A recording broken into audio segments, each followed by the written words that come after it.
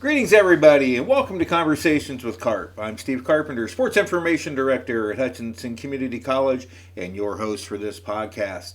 As we enter our second month without games being played because of the COVID-19 pandemic, that doesn't mean that the work has stopped for Blue Dragon Athletics.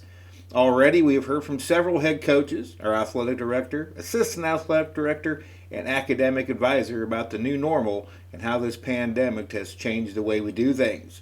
We've also gotten to know a little bit more about these people, which is the reason Conversations with Carp was created. The nice thing right now is there appears to be some daylight at the end of this dark tunnel we are now in, but until that daylight is indeed the end of what our society is currently enduring, we will bring you these conversations to keep you in touch with the Blue Dragons. My guest today is Blue Dragon head cross country coach Justin Riggs. Justin, thanks for taking some time to speak with us. Hi, Carp. Thanks for having me on. It's also with your duties, you're an assistant track coach, so you were directly affected by the shutdown in the middle of March. The track team had just completed its indoor season and prepping for its outdoor season when the halt was put on. So what were some of the things that you talked about with your runners in terms of one, shutting it down, and two, what kind of the next few months would be like? Yeah, I think the biggest thing was just, and I think everybody's preaching the same thing, is just making sure we, stay on top of our classwork here till the end of the school year, and realizing it's not summer break yet, even though everybody, left campus for the most part and whatnot. That was a big thing. Also getting with the, freshmen and talking a little bit about next year. And we're kind of in a limbo period here where we're trying to finish up with this year's team and staying in contact with them, and then also getting in contact with next year's team and, start planning some training and that sort of thing with them. Now, I know you've already, even before this all happened, you were hot and heavy on the recruiting trail. You can't speak specifics quite yet about a recruiting class, but how did recruiting go for the Blue Dragons for the 2020 cross-country season? So I'm pretty excited about the recruiting class that we have coming in. I'm also excited that when this all went down, we were pretty much done with recruiting. I might have a spot for one, maybe two more guys, and so looking around for that. But really fortunate that our women's side we were able to fill out pretty early, and I'm excited about that team. And on the men's side as well, we have two women returners for the fall, Sheila Tu and Megan Miller. And I think they're going to be good contributors and also good leaders. So excited about that. And then we're just able to pick up, some talented incoming freshmen that we're looking forward to working with.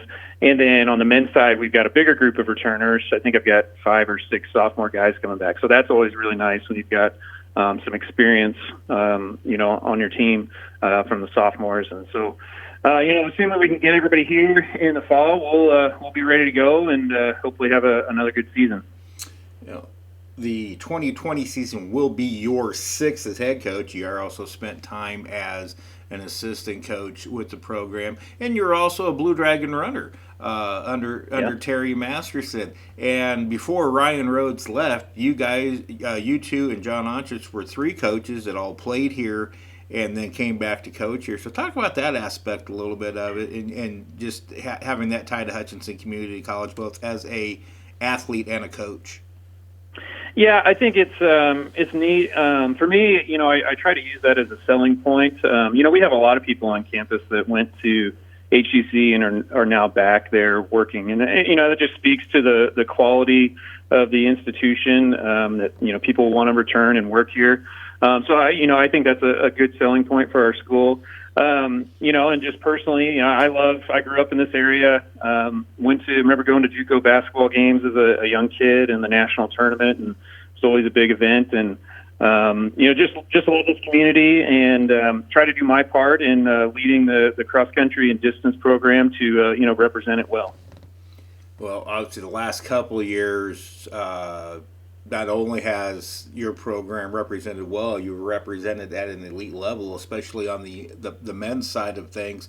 The 2018 and 2019 seasons will arguably go down as the best back-to-back seasons in cross-country history. there are some reasons for that. We'll discuss those, but it was to do that, it's a team effort. And before we really want to get into those 2 years in particular, I've always felt that sophomore class of 2018, when they were freshmen, kind of laid a very strong foundation for what has happened the last 2 years. Is that a fair assessment? I think that's a perfect assessment. You mentioned them, and I started thinking back about all those individuals that made up that group, and got kind of chills because I think very highly of that group of people, and just very thankful for what they did for this program and the leadership that they provided and the work that they were willing to put in to allow us to have that success that hopefully we can kind of continue here for the future. So we roll into the 2018 Terry Masterson Twilight Classic, and that's our first look at a couple of Kenyan runners that you recruited onto the team, in Andrew Kibet and Sylvester Kibarar. I think we pretty much knew that night we had a couple of pretty special people, didn't we?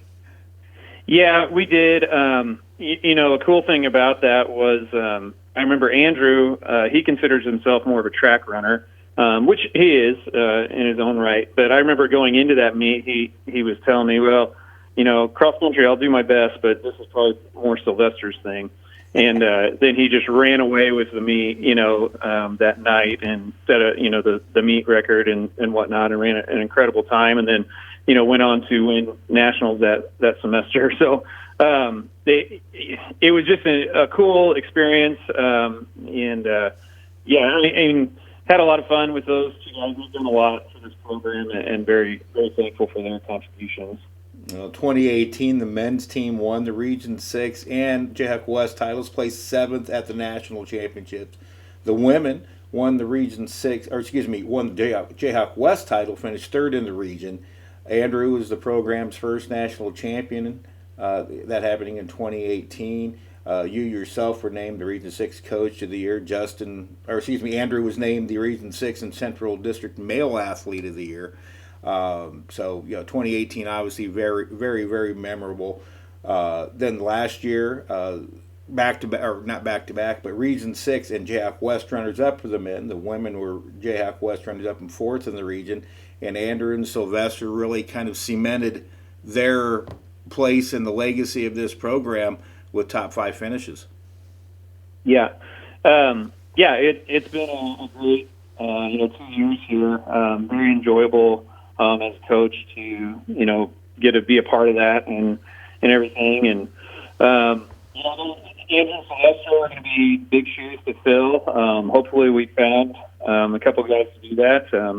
And we'll just, we'll have to wait and see.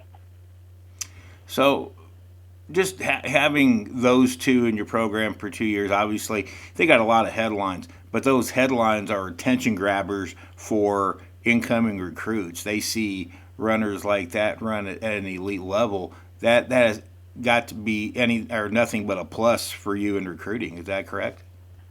Sure. I think it is a good thing. The thing that it always makes me worried about is we've kind of built the program on some local kids, as far as our depth and everything. Those two are great front runners for us. So you don't want to scare away some of the kids that maybe in the area that you need to be kind of your number 3, 4, 5, 6, 7 runners, and they see that and think, well, maybe I'm not good enough to run there, because I wouldn't necessarily think that. We're still recruiting heavily, with the local kids as much as we can, so it goes both ways. Like you do get some nice headlines from that, and certainly, that helps with recruiting. Also, the international recruiting, some of the other international kids that are looking to come through community college, they see those guys placing at the top. That puts our name out there. But at the same time, you don't want to scare away any of the maybe developmental kids or local kids that are looking for an opportunity, because we certainly still need those kids and want those kids in our program. Well, there's been a lot of publicity out there that Andrew has already signed or has committed to the University of Arkansas. What about some of the other sophomores? Have they made any decisions as to where they're going to run at next year? Yeah, so on the guy side, Sylvester is committed to North Dakota, and then Brett he's had a lot of offers, Brett Hillebrand, and he's been a big part of this program just as much as Andrew and Sylvester the last 2 years. But he is an architecture major, so that's kind of limited the choices he's had, but we have been in contact. He's looking at possibly going to K-State, and have been in contact with the coaches there. So he might have an opportunity to run with them, but that's kind of up in the air right now at this time. And then on the women's side, Christina Bruce she's from Newton originally, and she's going to stay at home and go to Bethel and compete for them. So happy for that opportunity for her. And then Gabby Collins is another sophomore girl that's had a huge impact on our women's side of the program. And she's had a lot of interest at a lot of different levels, both NCAA schools and NAIA schools. But she's kind of unsure what she wants to do right now. She's even talked about maybe taking a year off and doing some personal things next year. So, but that's basically it for the sophomores that are leaving the program at this time. Well, kind of change subjects. You said you're a local guy. You went to Buehler High School before coming to Hutchinson. Why don't you tell us about you and your family a little bit?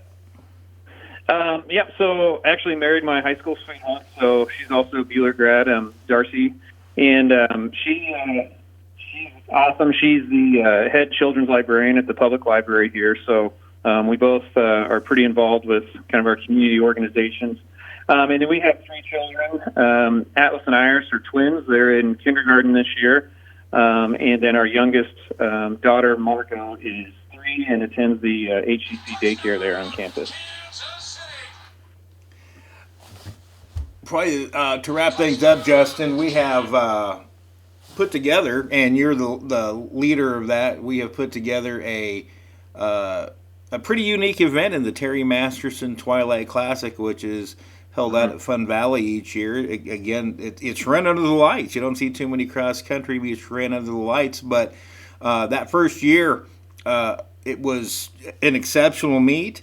Had a huge crowd out there. Unfortunately, year number 2 was kind of slowed down by some thunderstorms that rolled in. Yeah. But this meet has really turned into something fun and something special. Let's talk about that before we wrap things up.